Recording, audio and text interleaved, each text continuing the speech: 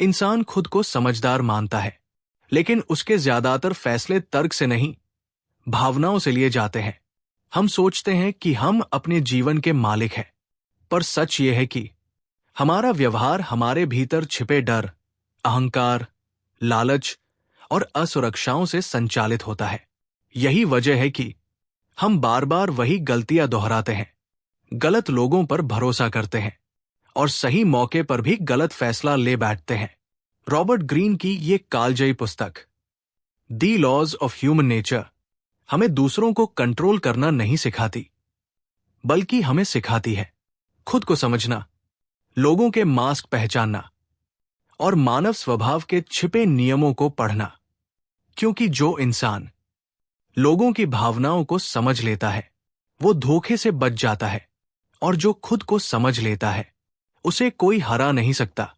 इस audio book में आप जानेंगे क्यों लोग जैसा दिखते हैं वैसा होते नहीं, क्यों अहंकार सबसे बड़ा दुश्मन है, क्यों ईर्ष्या चुपचाप रिश्ते तोड़ देती है, और क्यों भावनाओं पर नियंत्रण सबसे बड़ी ताकत है। तो अगर आप जिंदगी में लोगों को बेहतर समझना चाहते हैं, अपने निर्णयों को मजबूत बनाना चाहते हैं और भावनाओं के गुलाम नहीं, उनके स्वामी बनना चाहते हैं, तो ये ऑडियो बुक आपके सोचने का तरीका बदल देगी। आप सुन रहे हैं ऑडियो बुक लाइब्रेरी, जहां किताबें सिर्फ सुनाई नहीं जाती, जिंदगी बदली जाती है। अब शुरू करते हैं the laws of human nature, Robert green.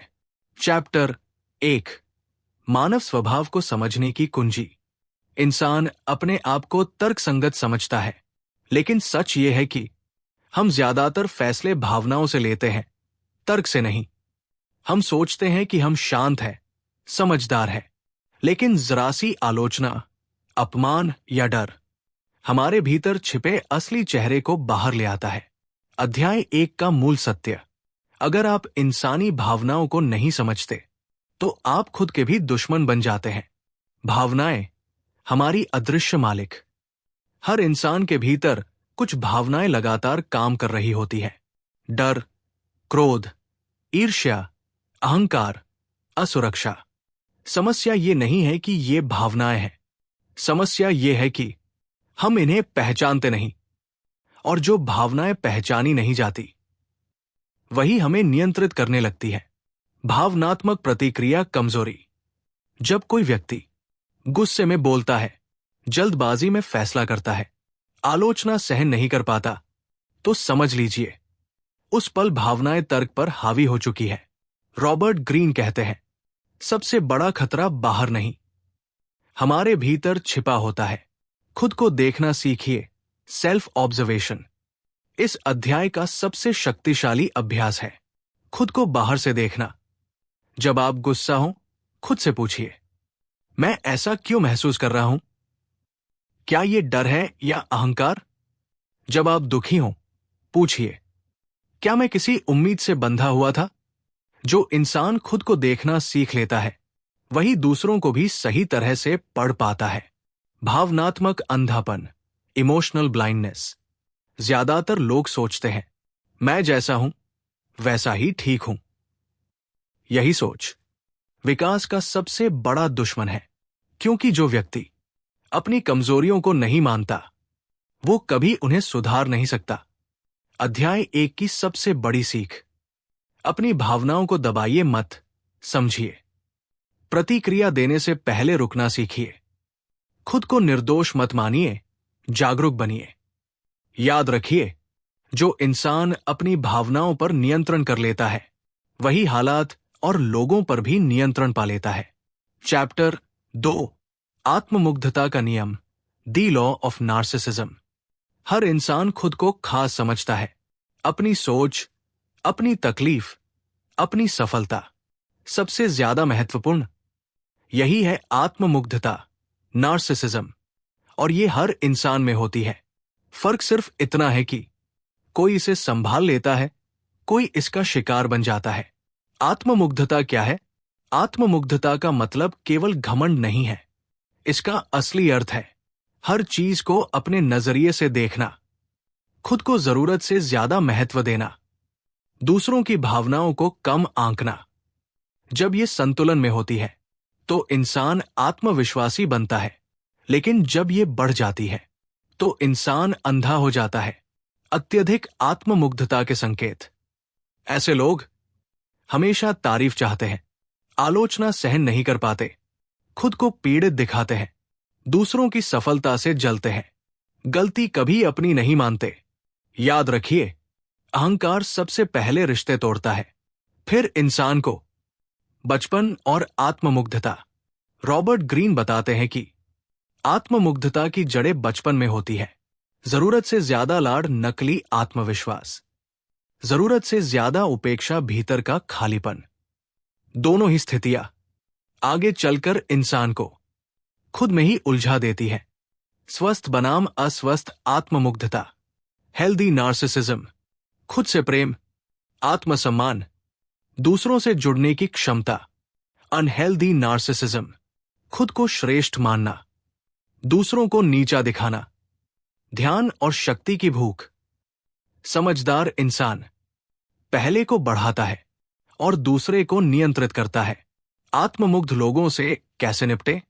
उनकी भावनाओं को पूरी तरह चुनौती न दें, सीधे टकराव से बचें, सीमाएं तय रखें, भावनात्मक दूरी बनाए रखें और सबसे जरूरी, खुद को उनसे तुलना करना बंद करें। इस अध्याय की सबसे बड़ी सीख। अगर आप चाहते हैं कि लोग आपकी ओर आकर्षित हों, तो खुद को नहीं, दूसरों को महत्वपूर्ण महसूस कराइए। क्योंकि सबसे शक्तिशाली व्यक्ति वो नहीं जो खुद को बड़ा समझता है, बल्कि वो है जो दूसरों को बड़ा महसूस करा दे। चैप्टर 3, भूमिका निभाने का नियम, the law of role playing. दुनिया एक रंगमंच है और इंसान एक कलाकार। कोई मासूम बनने का अभिनय करता है, कोई बुद्धिमान बनने का, तो कोई बहुत नेक और भरोसेमंद दिखने का। लेकिन याद रखिए, लोग वही दिखाते हैं जो वे आपको दिखाना चाहते हैं। असल चेहरा अक्सर पर्दे के पीछे छिपा होता है। लोग मास्क क्यों पहनते हैं? हर इंसान के भीतर डर, कमजोरियां और असुरक्षाएं होती है। उन्हें छिपाने के लिए हम सब कोई न कोई भूमिका निभाते हैं।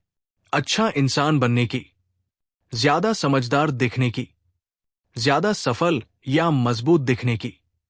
ये झूठ नहीं होता, ये रक्षातंत्र, डिफेंस मैकेनिज्म होता है। असली इंसान कहाँ दिखता है?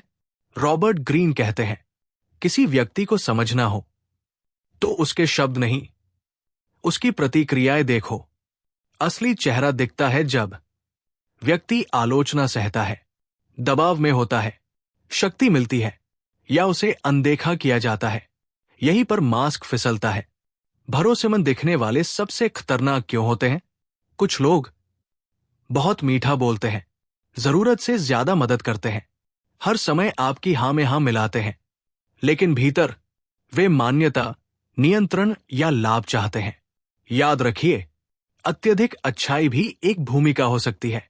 लोगों को पढ़ने की कला।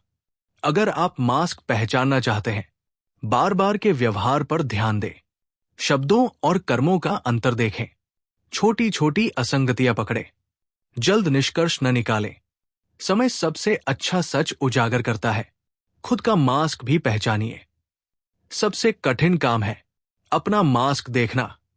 खुद से पूछिए, मैं लोगों के सामने क्या बनने की कोशिश करता हूं? मैं किस डर को छिपा रहा हूं? जो इंसान अपना मास्क उतार लेता है, वही सच में आजाद होता है। इस अध्याय की सबसे बड़ी सीख। हर मुस्कान सच नहीं होती, हर विनम्रता ईमानदारी नहीं होती, और हर आत्मविश्वास ताकत नहीं होता। लोगों को देखो, सुनो नहीं, क्योंकि इंसान जो करता है वही उसकी असली पहचान है। चैप्टर 4, आक्रामकता का नियम, द लॉ ऑफ एग्रेशन। इंसान खुद को सभ्य समझता है, शांत, समझदार और नियंत्रित। लेकिन सच्चाई यह है कि हर इंसान के भीतर आक्रामकता छिपी होती है। फर्क सिर्फ इतना है कि कोई इसे पहचान लेता है और कोई इससे अंधा हो जाता है। आक्रामकता क्या है? आक्रामकता सिर्फ हिंसा नहीं होती, ये कई रूपों में सामने आती है। ताने और कटाक्ष, चुप्पी की सजा, जरूरत से ज्यादा नियंत्रण, दूसरों को नीचा दिखाना, खुद को हमेशा सही साबित करना। ये दबी हुई शक्ति है जो बाहर निकलने का रास्ता खोजती है। दबी हुई आक्रामकता सबसे खतरनाक क्यों? जो लोग कहते हैं मुझे कभी गुस्सा नहीं आता, असल में वही लोग सबसे ज्यादा नुकसान पहुंचाते हैं, क्योंकि दबी हुई आक्रामकता अचानक फटती है, सही जगह नहीं, गलत इंसान पर निकलती है और रिश्तों को चुपचाप जला देती है। आक्रामक लोगों को कैसे पहचाने? ऐसे लोग हमेशा प्रतियोगिता में रहते हैं, आपकी सफलता को चुनौती मानते हैं, छोटी बातों पर भी हावी होने की कोशिश करते हैं, मदद के नाम पर नियंत्रण चाहते हैं। याद रखिए, आक्रामकता अक्सर मुस्कान के पीछे छिपी होती है।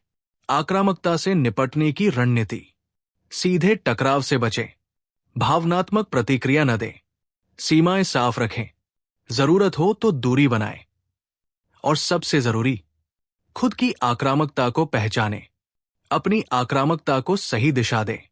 रॉबर्ट ग्रीन कहते हैं, आक्रामकता को दबाओ मत, उसे रूपांतरित करो, उसे मेहनत में लगाइए, रचनात्मक काम में बदलिए, अनुशासन में ढालिए। जो इंसान अपनी आक्रामक ऊर्जा को नियंत्रित कर लेता है, वही सच्चा शक्तिशाली होता है। इस अध्याय की सबसे बड़ी सीख: गुस्से को अनदेखा मत करो, आक्रामकता को शर्म मत समझो, उसे समझो और दिशा दो, क्योंकि जो अपनी आंतरिक शक्ति को नहीं जानता, वह या तो दूसरों को नुकसान पहुंचाता है या खुद को। चैप्टर 5, पीड़ित मानसिकता का नियम, द लॉ ऑफ विक्टिमहुड। कुछ लोग हर हाल में खुद को पीड़ित मानते हैं। अगर असफलता मिली, किसी और की गलती, अगर रिश्ते टूटे, दुनिया खराब है, अगर दर्द हुआ, किस्मत ने धोखा दिया। लेकिन सच्चाई यह है, जो इंसान खुद को पीड़ित मान लेता है, वो अपनी शक्ति दूसरों को सौंप देता है। पीड़ित मानसिकता क्या है? पीड़ित मानसिकता का मतलब है जिम्मेदारी से बचना, खुद को निर्दोष मानना, हर समस्या का दोष बाहर डालना। ये मानसिकता इंसान को अस्थायी सहानुभूति तो देती है, लेकिन दीर्घकाल में कमजोर बना देती है। पीड़ित मानसिकता के संकेत: ऐसे लोग बार बार अपनी तकलीफें गिनाते हैं, आलोचना को हमला समझते हैं, हर सुझाव को अपमान मानते हैं, बदलाव से डरते हैं। याद रखिए, जो हर समय सहानुभूति मांगता है, वो भीतर से असहाय बन चुका होता है। लोग पीड़ित क्यों बनते हैं? रॉबर्ट ग्रीन बताते हैं, पीड़ित बनना आसान है क्योंकि इससे जिम्मेदारी नहीं लेनी पड़ती, खुद को बदलने की जरूरत नहीं होती, दूसरों पर नैतिक बढ़त मिलती है। लेकिन यही आदत धीरे धीरे इंसान को अपनी ही जिंदगी का कैदी बना देती है। पीड़ित लोगों से कैसे निपटे? उनकी शिकायतों में मत उलझिए, समाधान पर बात करें, भावनाओं पर नहीं। उनकी समस्याएं अपने ऊपर मत लें, सीमाएं स्पष्ट रखें, सहानुभूति दें, लेकिन उनकी भूमिका मत अपनाइए। खुद को पीड़ित बनने से कैसे बचाएं? खुद से पूछिए, मैं इसमें क्या बदल सकता हूं? शिकायत कम, कार्रवाई ज्यादा। दर्द को शिक्षक बनाइए, पहचान नहीं। जो इंसान दर्द से सीख लेता है, वही सच में आगे बढ़ता है। इस अध्याय की सबसे बड़ी सीख: जिंदगी अन्यायपूर्ण हो सकती है, लोग आपको नुकसान पहुंचा सकते हैं, लेकिन आपका रवैया आपकी जिम्मेदारी है। शक्ति वहां आती है जहां आप कहना सीखते हैं, अब मैं पीड़ित नहीं रहूंगा। चैप्टर 6, ईर्ष्या का नियम, द लॉ ऑफ एनवी। ईर्ष्या सबसे शांत भावना होती है। ये शोर नहीं करती, नजर नहीं आती, लेकिन भीतर ही भीतर रिश्तों को खा जाती है। अक्सर लोग कहते हैं, मैं खुश हूं तुम्हारी सफलता से, लेकिन उनके शब्दों के पीछे उनकी आंखें कुछ और कहती है। ईर्ष्या क्या है? ईर्ष्या तब पैदा होती है जब कोई और वो हासिल कर ले जो हम खुद चाहते थे। सफलता, सम्मान, प्रेम, पहचान, ये तुलना से जन्म लेती है और चुपचाप घृणा में बदल जाती है। ईर्ष्या के सूक्ष्म संकेत: ईर्ष्यालु लोग आपकी सफलता को छोटा बताते हैं, आपकी तारीफ में लेकिन जोड़ते हैं, आपकी मदद करने का नाटक करते हैं, आपकी प्रगति पर चुप हो जाते हैं। याद रखिए, सबसे खतरनाक दुश्मन वो होता है जो मुस्कुराते हुए जलता है। नकली समर्थन का सच। कुछ लोग आपको आगे बढ़ते देख आपके करीब आ जाते हैं, सलाह के नाम पर संदेह बोते हैं और चिंता के नाम पर डर। रॉबर्ट ग्रीन कहते हैं, ईर्ष्यालु व्यक्ति आपको गिरते हुए नहीं, रुकते हुए देखना चाहता है। ईर्ष्या से खुद को कैसे बचाए? अपनी सफलता को ज्यादा प्रदर्शित न करें, जरूरत से ज्यादा बातें साझा न करें, सीमाएं बनाए रखें, सबको बराबर समझने की भूल न करें। शांत प्रति सबसे सुरक्षित प्रगति होती है। अपनी ईर्ष्या को पहचानिए। ईर्ष्या सिर्फ दूसरों में नहीं होती, ये हमारे भीतर भी होती है। खुद से पूछिए, किसकी सफलता मुझे असहज करती है? मैं किससे तुलना कर रहा हूं? ईर्ष्या को नकारिए मत, उसे संकेत समझिए। इस अध्याय की सबसे बड़ी सीख, ईर्ष्या स्वाभाविक है, लेकिन इसे पालना आत्मघाती है। जो इंसान अपनी तुलना कम और अपनी दिशा पर ध्यान ज्यादा देता है, वही आगे निकलता है। चैप्टर 7, अतीत की छाया का नियम, the law of repressed childhood. हम सोचते हैं कि हम आज जो है वो हमारे वर्तमान निर्णयों का परिणाम है, लेकिन सच्चाई ये है, हमारा वर्तमान हमारे अतीत से संचालित होता है। खासतौर पर बचपन से। बचपन की भूमिका, बचपन में जो अनुभव हमने किए, उपेक्षा, डर, अपमान, जरूरत से ज्यादा नियंत्रण या जरूरत से ज्यादा सराहना, ये सब हमारे भीतर अदृश्य पैटर्न बना देते हैं और हम अनजाने में पूरी जिंदगी उन्हीं पैटर्न्स को दोहराते रहते हैं। अचेतन दोहराव, रेपिटेशन कंपल्शन। रॉबर्ट ग्रीन बताते हैं, हम वही रिश्ते चुनते हैं जो हमारे पुराने दर्द से मेल खाते हैं। उपेक्षित बच्चा बार बार अस्वीकृति झेलता है। नियंत्रित बच्चा या तो दबा रहता है या जरूरत से ज्यादा नियंत्रक बन जाता है। ये सब चेतन नहीं, अचेतन होता है। दबे हुए भाव कैसे बाहर आते हैं? जो भाव बचपन में व्यक्त नहीं हुए, वे गुस्से बनकर निकलते हैं, या डर बनकर फैसले बदलते हैं, या असुरक्षा बनकर रिश्ते बिगाड़ते हैं। अतीत मिटता नहीं, वो बस रूप बदल लेता है। खुद को समझने का तरीका, इस अध्याय का सबसे शक्तिशाली अभ्यास, अपने बचपन को ईमानदारी से देखिए। खुद से पूछिए, मैं किस डर से संचालित होता हूं? अपने दोहराए गए पैटर्न पहचानिए। जो इंसान अपने अतीत को स्वीकार कर लेता है, वही उसे नियंत्रित करना सीखता है। अतीत से मुक्त कैसे हो? दोष देने के बजाय समझे, भावनाओं को नाम दे, प्रतिक्रिया के बीच दूरी बनाएं, वर्तमान में सचेत रहें। जागरूकता सबसे बड़ी मुक्ति है। इस अध्याय की सबसे बड़ी सीख, आप अपने अतीत नहीं हैं, लेकिन जब तक आप उसे समझते नहीं, वो आपको नियंत्रित करता रहेगा। जो अपने बचपन के घावों को पहचान लेता है, वही भविष्य को नए सिरे से लिख सकता है। चैप्टर 8, चरित्र की कमी का नियम, द लॉ ऑफ कैरेक्टर। हम किसी इंसान को उसके शब्दों से आंकते हैं, उसकी बातों से भरोसा करते हैं, लेकिन सच ये है, इंसान का असली चरित्र उसके वादों में नहीं, उसके पैटर्न में दिखता है। चरित्र क्या है? चरित्र वो नहीं जो इंसान दिखाता है, चरित्र वो है जो वो बार बार करता है। संकट में उसका व्यवहार, शक्ति मिलने पर उसका रवैया, गलती होने पर उसकी प्रतिक्रिया, यही तय करता है कि वो इंसान कौन है। शब्दों पर नहीं, संकेतों पर ध्यान दे। रॉबर्ट ग्रीन कहते हैं, लोग खुद को नहीं बदलते, वे बस नए बहाने खोज लेते हैं। इसलिए मीठी बातों में मत फंसिए, शुरुआती इंप्रेशन पर भरोसा मत कीजिए, समय को सच दिखाने दीजिए। पैटर्न कभी झूठ नहीं बोलते।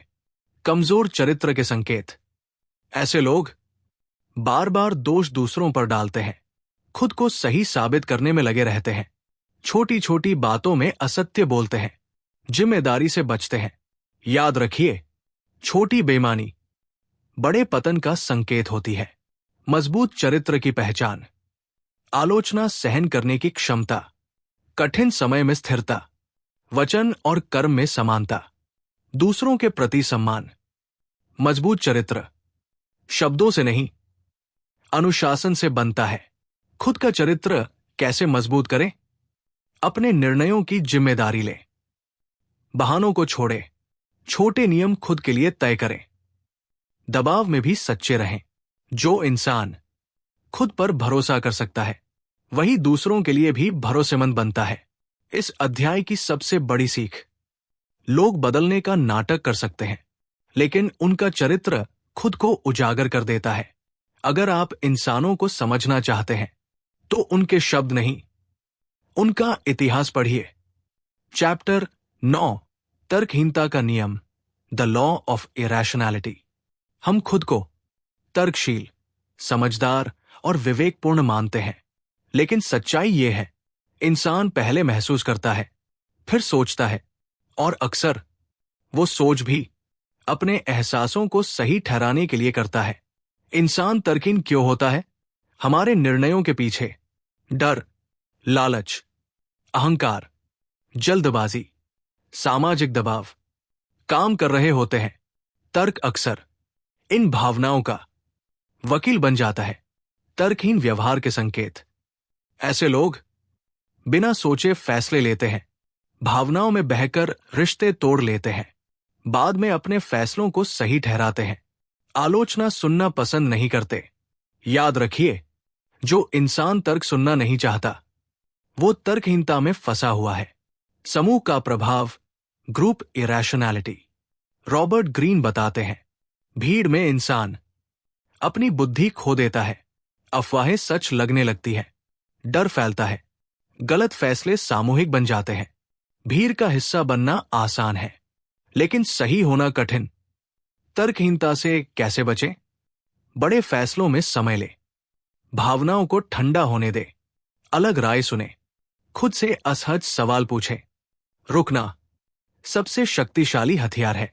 खुद की तर्कहीनता पहचानिए, खुद से पूछिए, क्या मैं सच ढूंढ रहा हूं या बहाना? क्या मेरा अहंकार बीच में आ रहा है? जो इंसान अपने पूर्वाग्रह पहचान लेता है, वही बेहतर निर्णय लेता है। इस अध्याय की सबसे बड़ी सीख, आप पूरी तरह तर्कशील नहीं हो सकते, लेकिन आप जागरूक हो सकते हैं। जागरूकता तर्कहीनता की सबसे बड़ी दवा है। चैप्टर 10, छिपे उद्देश्यों का नियम, the law of hidden motives. हर इंसान कुछ न कुछ चाहता है, सम्मान, सुरक्षा, शक्ति या स्वीकृति, लेकिन बहुत कम लोग अपने असल उद्देश्य खुले तौर पर बताते हैं, क्योंकि सच ये है, लोग जो कहते हैं वो कम मायने रखता है। लोग जो चाहते हैं वही उन्हें चलाता है। छिपे उद्देश्य क्या होते हैं? छिपे उद्देश्य वे इच्छाएं हैं जो इंसान खुद भी पूरी तरह स्वीकार नहीं करता। प्रशंसा की भूख, नियंत्रण की चाह, ईर्ष्या से भरा प्रतिस्पर्धा भाव, डर से पैदा हुआ स्वार्थ। ये उद्देश्य अक्सर अच्छे इरादों के नकाब में छिपे होते हैं। छिपे उद्देश्यों के संकेत, ऐसे लोग मदद के बदले एहसान चाहते हैं, सलाह के नाम पर दिशा बदलते हैं, आपकी कमजोरियों में रुचि लेते हैं, आपकी सफलता पर असहज हो जाते हैं। याद रखिए, हर मदद निष्काम नहीं होती। शब्द बनाम कर्म। रॉबर्ट ग्रीन कहते हैं, जब शब्द और कर्म टकराए तो हमेशा कर्म पर भरोसा करो। जो कहता है मैं तुम्हारे साथ हूं, लेकिन जरूरत पर गायब हो जाए। जो तारीफ करता है पर अवसर मिलते ही नीचे गिरा दे, यही छिपे उद्देश्य है। खुद को सुरक्षित कैसे रखें? बहुत जल्दी भरोसा न करें, निजी बातें सीमित रखें, सबके सामने अपनी योजनाएं न खोलें, भावनात्मक दूरी बनाए रखें, स्पष्ट सीमाएं सबसे मजबूत सुरक्षा है। अपने उद्देश्य भी जांचिए। छिपे उद्देश्य सिर्फ दूसरों में नहीं होते। खुद से पूछिए, मैं ये क्यों कर रहा हूं? क्या मुझे मान्यता चाहिए? क्या मैं नियंत्रण चाहता हूं? जो इंसान अपने उद्देश्यों को साफ देख लेता है, वही दूसरों को भी समझ पाता है। इस अध्याय की सबसे बड़ी सीख, लोग मास्क पहनते हैं, उद्देश्य छिपाते हैं और कहानी कुछ और सुनाते हैं। समझदार वही है जो कहानी नहीं, इरादे पढ़ना सीख ले। चैप्टर 11, सामाजिक मुखौटे का नियम, the law of social masks. समाज में हर इंसान कुछ न कुछ छुपा रहा होता है। हम जिसे शिष्टाचार कहते हैं, अक्सर वह एक मुखौटा होता है, क्योंकि अगर लोग अपना असली रूप दिखा दें तो समाज ही टूट जाए। सामाजिक मुखौटा क्या है? सामाजिक मुखौटा वो चेहरा है जो हम दूसरों को दिखाते हैं, सभ्य, समझदार, सफल, नैतिक, लेकिन इसके पीछे अक्सर छिपा होता है डर, असुरक्षा, लालच, गुस्सा। मुखौटा समाज में जीवित रहने का औजार है। मुखौटा कब गिरता है? रॉबर्ट ग्रीन कहते हैं, संकट में इंसान अपना अभिनय भूल जाता है। मुखौटा गिरता है जब इंसान को शक्ति मिलती है, उसे आलोचना झेलनी पड़ती है, वो अपमानित महसूस करता है या उसे अनदेखा किया जाता है। यहीं पर असली स्वभाव सामने आता है। मुखौटे पहचानने के संकेत: अत्यधिक शिष्टाचार, जरूरत से ज्यादा नैतिकता दिखाना, हर हाल में सही दिखने की कोशिश, भावनाओं से दूरी, जो जितना परफेक्ट दिखता है अक्सर उतना ही छिपा होता है। मुखौटों की दुनिया में सुरक्षित कैसे रहें? हर मुस्कान पर भरोसा न करें, धीरे धीरे लोगों को जानें, शब्दों से ज्यादा व्यवहार देखें, सीमाएं स्पष्ट रखें। धैर्य सबसे बड़ी सुरक्षा है। अपना मुखौटा भी देखिए, खुद से पूछिए, मैं लोगों के सामने क्या छुपाता हूं? मैं किस डर से अभिनय करता हूं? जो इंसान अपने मुखौटे को पहचान लेता है वही सच्चा और शक्तिशाली बनता है। इस अध्याय की सबसे बड़ी सीख: मुखौटे बुरे नहीं हैं, लेकिन उनसे अंधा होना खतरनाक है। समाज को समझने के लिए चेहरों से नहीं, प्रतिक्रियाओं से सीखिए। चैप्टर 12, चरित्र परिवर्तन के भ्रम का नियम। लोग कहते हैं, मैं बदल गया हूं।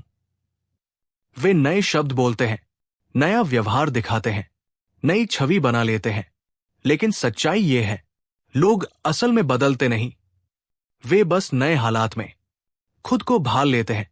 लोग बदलाव का नाटक क्यों करते हैं? बदलाव का दिखावा इसलिए होता है क्योंकि पुराना व्यवहार अब काम नहीं आता। समाज या हालात दबाव डालते हैं।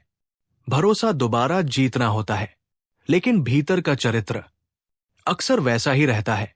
नकली बदलाव के संकेत: ऐसे लोग शब्द बदलते हैं, आदतें नहीं, वादे करते हैं, पैटर्न नहीं बदलते, समय मिलने पर फिर वही व्यवहार दोहराते हैं, आलोचना से फिर भी चिढ़ते हैं। अगर पैटर्न वही है तो इंसान भी वही है। असली बदलाव कब होता है? रॉबर्ट ग्रीन कहते हैं, वास्तविक परिवर्तन धीमा और कष्टदायक होता है।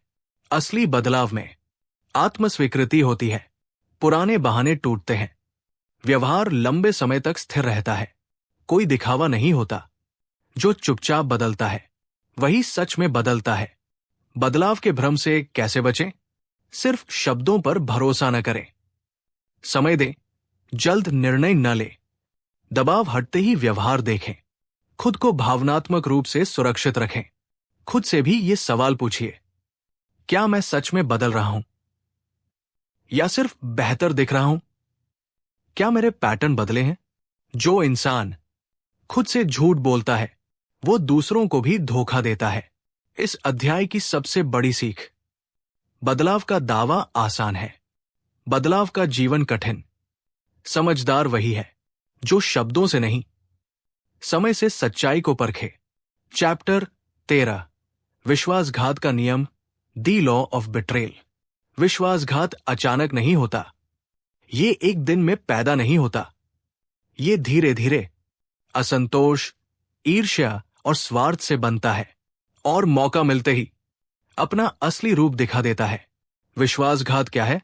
विश्वासघात सिर्फ धोखा देना नहीं है, ये उस पल होता है जब कोई व्यक्ति अपने फायदे को रिश्ते से ऊपर रख देता है, आपकी कमजोरी को हथियार बना लेता है।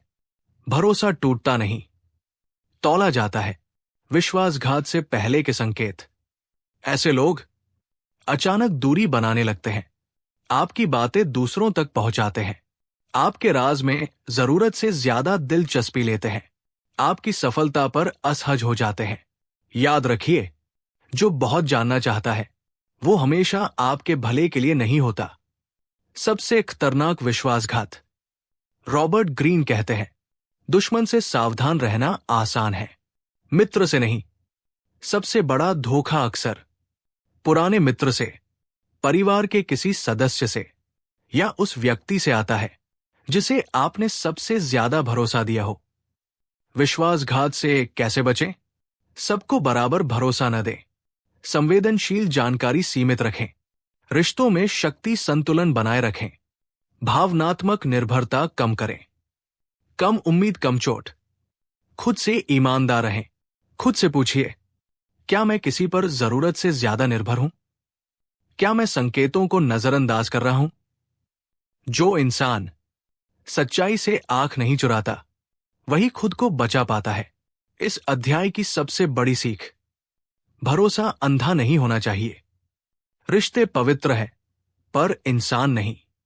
समझदारी ये नहीं कि किसी पर भरोसा न किया जाए, बल्कि यह है कि किस पर, कितना और कब किया जाए। चैप्टर 14, भावनात्मक हेरफेर का नियम। कुछ लोग आपसे जोर से कुछ नहीं कहते, आपको धमकाते नहीं, आप पर चिल्लाते भी नहीं, फिर भी आप खुद को दोषी, कमजोर और उलझा हुआ महसूस करते हैं। यही है भावनात्मक हेरफेर। भावनात्मक हेरफेर क्या है? भावनात्मक हेरफेर वह प्रक्रिया है जिसमें कोई व्यक्ति आपकी भावनाओं को उकसाता है, आपके डर और अपराध बोध का उपयोग करता है और आपको अपने पक्ष में फैसले लेने पर मजबूर करता है, बिना ताकत दिखाए। ताकत हासिल करना, भावनात्मक हेरफेर के संकेत। ऐसे लोग आपको बार बार दोषी महसूस कराते हैं, कहते हैं, मैंने तुम्हारे लिए इतना किया। आपकी सीमाओं का मजाक उड़ाते हैं, आपकी भावनाओं को छोटा बताते हैं। याद रखिए, जहां अपराध बोध ज्यादा हो वहां हेरफेर होता है। पीड़ित बनकर नियंत्रण। रॉबर्ट ग्रीन बताते हैं, कुछ लोग कमजोर बनकर सबसे ज्यादा शक्तिशाली हो जाते हैं। वे खुद को पीड़ित दिखाते हैं, आपकी सहानुभूति को हथियार बनाते हैं और चुपचाप आपको नियंत्रित करते हैं। हेरफेर से खुद को कैसे बचाएं? तुरंत प्रतिक्रिया न दें, भावनात्मक दूरी बनाए रखें, अपराध बोध को तथ्य से अलग करें, साफ और शांत सीमाएं तय करें। ना कहना सीखना सबसे बड़ा कवच है। खुद भी जांचिए, खुद से पूछिए, क्या मैं डर या अपराध बोध से फैसला ले रहा हूं? क्या मैं सच में जिम्मेदार हूं? जागरूकता हेरफेर को निष्क्रिय कर देती है। इस अध्याय की सबसे बड़ी सीख, हर भावनात्मक अपील सच्ची नहीं होती, हर सहानुभूति मासूम नहीं होती। जो इंसान अपनी भावनाओं का स्वामी बन जाता है उसे कोई इस्तेमाल नहीं कर सकता। चैप्टर 15, नैतिकता के दिखावे का नियम। कुछ लोग खुद को बहुत सही, बहुत नैतिक और बहुत पवित्र दिखाते हैं।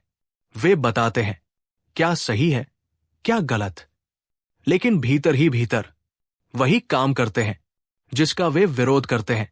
नैतिकता का दिखावा क्या है? नैतिकता का दिखावा तब होता है जब कोई व्यक्ति अपनी कमियों को छिपाने के लिए नैतिकता का सहारा लेता है, दूसरों को जज करके खुद को श्रेष्ठ महसूस करता है, अच्छाई को हथियार बना लेता है। ये आत्मसुरक्षा का तरीका है। नैतिक दिखावे के संकेत। ऐसे लोग हर बात में उपदेश देते हैं, खुद को हमेशा सही बताते हैं, दूसरों की गलतियों पर ज्यादा ध्यान देते हैं, आलोचना को अनैतिक हमला कहते हैं। याद रखिए, जो ज्यादा उपदेश देता है अक्सर वही सबसे ज्यादा छुपाता है। नैतिकता बनाम चरित्र। रॉबर्ट ग्रीन कहते हैं, नैतिक भाषा अक्सर अनैतिक उद्देश्यों को ढकती है। सच्चा चरित्र चुपचाप सही करता है। दिखावटी नैतिकता शोर मचाती है, अच्छाई को प्रचार की जरूरत नहीं होती। ऐसे लोगों से कैसे निपटे? बहस में न उलझे, उनके शब्दों से नहीं, उनके कर्मों से सीखें। खुद को दोषी न माने, भावनात्मक दूरी रखें। खुद की नैतिकता भी जांचिए। खुद से पूछिए, क्या मैं किसी को नीचा दिखाकर खुद को सही साबित कर रहा हूं? क्या मैं वही कर रहा हूं जो मैं दूसरों से अपेक्षा करता हूं? सच्ची नैतिकता खुद से ईमानदारी से शुरू होती है। इस अध्याय की सबसे बड़ी सीख, नैतिकता का शोर अक्सर कमजोरी छिपाता है। चरित्र बिना बोले खुद को साबित करता है।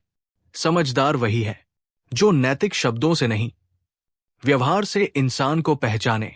चैप्टर 16, प्रतिस्पर्धा के भ्रम का नियम। जब कोई और आगे बढ़ता है तो कुछ लोगों के भीतर कुछ टूट जाता है।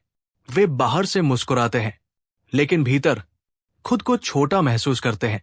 यही है प्रतिस्पर्धा का भ्रम। प्रतिस्पर्धा का भ्रम क्या है?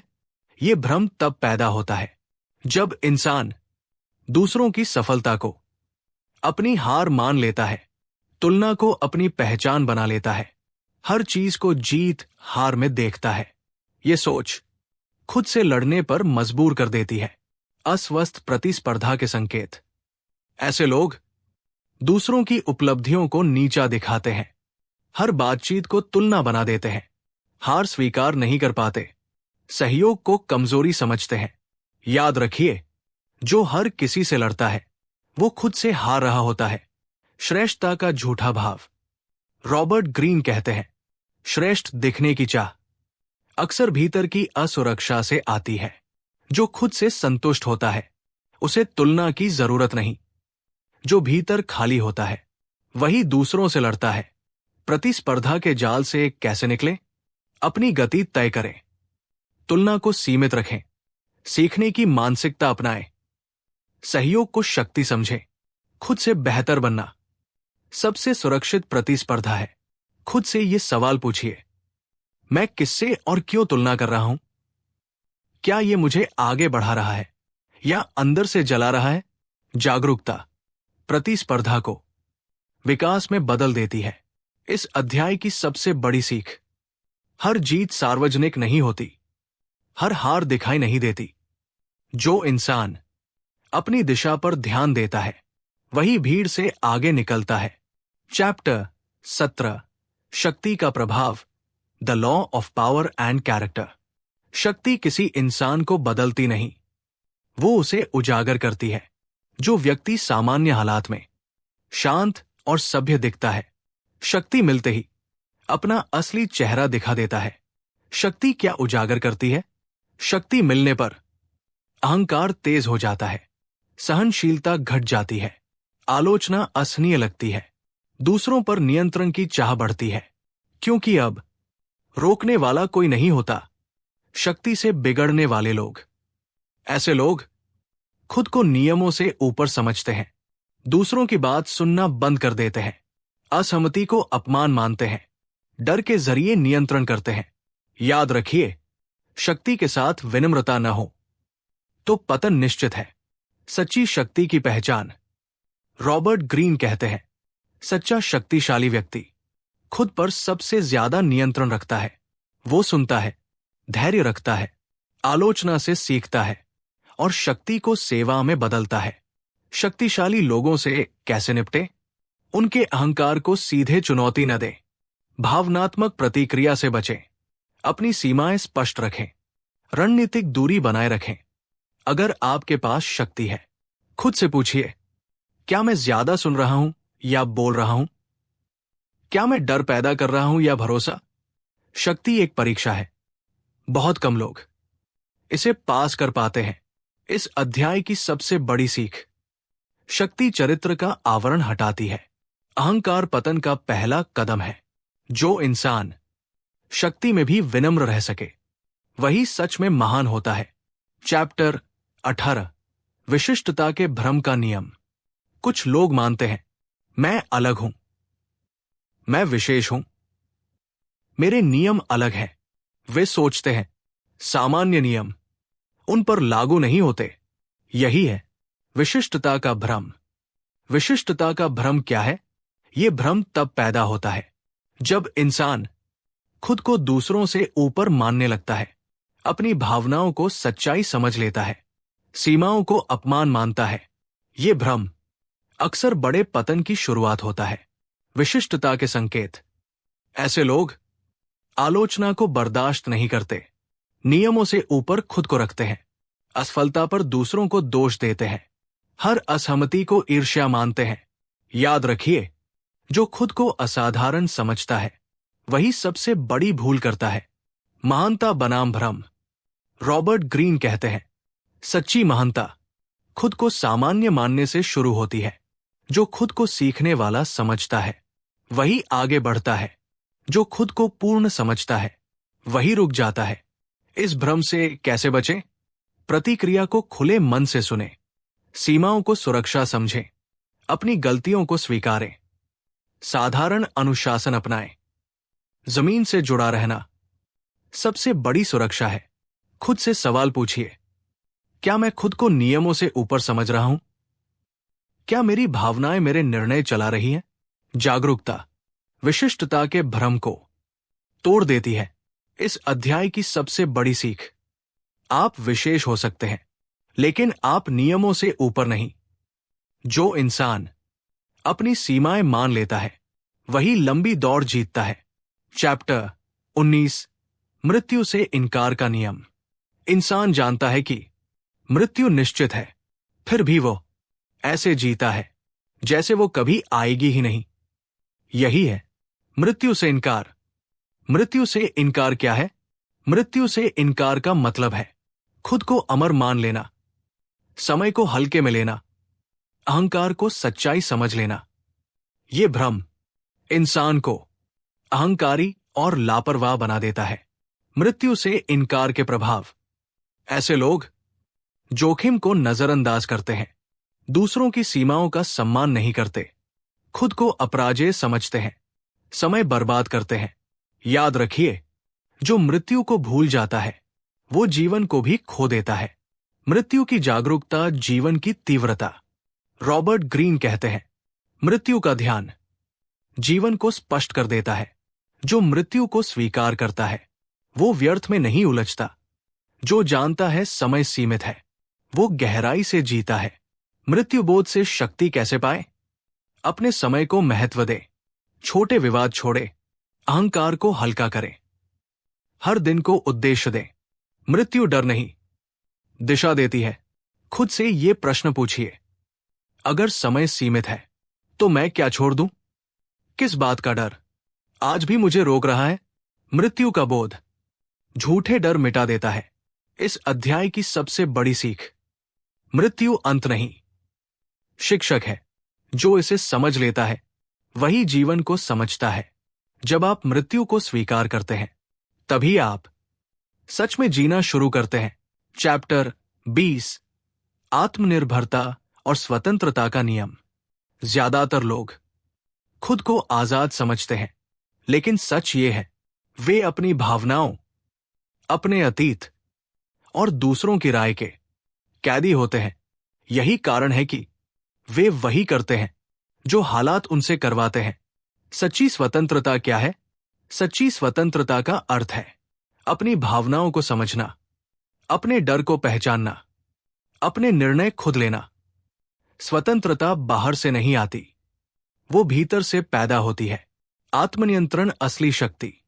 रॉबर्ट ग्रीन कहते हैं, जो खुद को नियंत्रित कर सकता है वही दुनिया को समझ सकता है। जो गुस्से में भी शांत रह सके, जो अपमान में भी संतुलित रहे, जो प्रशंसा में भी जमीन से जुड़ा रहे, वही इंसान सच में शक्तिशाली है।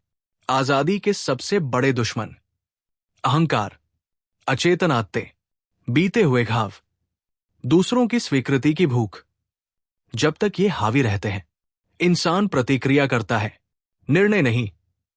स्वतंत्र इंसान की पहचान, वो खुद को लगातार देखता है, वो सीखने के लिए खुला रहता है, वो भावनाओं को दबाता नहीं, समझता है, वो परिस्थितियों का गुलाम नहीं बनता, वो जागरूक होता है। अंतिम अभ्यास, खुद से पूछिए, मैं किस भावनात्मक आदत से बंधा हूं? कौन सा डर मेरे निर्णय चला रहा है? जागरूकता से बंधन टूटते हैं, इस अध्याय की सबसे बड़ी सीख, मानव स्वभाव दुश्मन नहीं है, अज्ञान दुश्मन है। जब आप मानव स्वभाव को समझ लेते हैं, तब आप उसके गुलाम नहीं रहते। आपने सुना the laws of human nature. ये किताब दुनिया को बदलने की नहीं, खुद को समझने की यात्रा थी। क्योंकि जब तक इंसान दूसरों को दोष देता है, वो कमजोर रहता है, और जिस दिन वह अपने भीतर झांकना सीख लेता है, उसी दिन से वो शक्तिशाली बनना शुरू करता है। ये किताब सिखाती है, हर इंसान मास्क पहनता है, हर व्यवहार के पीछे कारण होता है, और सबसे बड़ा युद्ध बाहर नहीं, अपने भीतर लड़ा जाता है। अगर इस ऑडियो बुक ने आपको किसी और से नहीं, खुद से मिलवाया है, तो समझिए ये समय व्यर्थ नहीं गया। अगर आपने कोई किताब या कहानी लिखी है जिसे आप अभी तक प्रकाशित नहीं कर पाए हैं, तो उसे हमें भेजिए। हम उसे पूरी ईमानदारी और प्रोफेशनल तरीके से आपके ही नाम के साथ अपने चैनल पर आवाज देंगे। ये था ऑडियो बुक लाइब्रेरी, जहां किताबें सिर्फ सुनी नहीं जाती, जिंदगी में उतारी जाती है। अगर ये यात्रा आपको पसंद आई हो, तो लाइक, सब्सक्राइब और कमेंट जरूर करें, क्योंकि आपका एक क्लिक किसी और की जिंदगी बदल सकता है। अगर ये किताब आपको दूसरों को नहीं, खुद को समझने में मदद कर पाई, तो यही इसकी सबसे बड़ी सफलता है। ऑडियो बुक लाइब्रेरी, जहां किताबें सिर्फ ज्ञान नहीं देती, चेतना जगाती है। अगली ऑडियो बुक तक याद रखिए, जो इंसान मानव स्वभाव को समझ लेता है, वो दुनिया से नहीं डरता, वो खुद से भी नहीं भागता।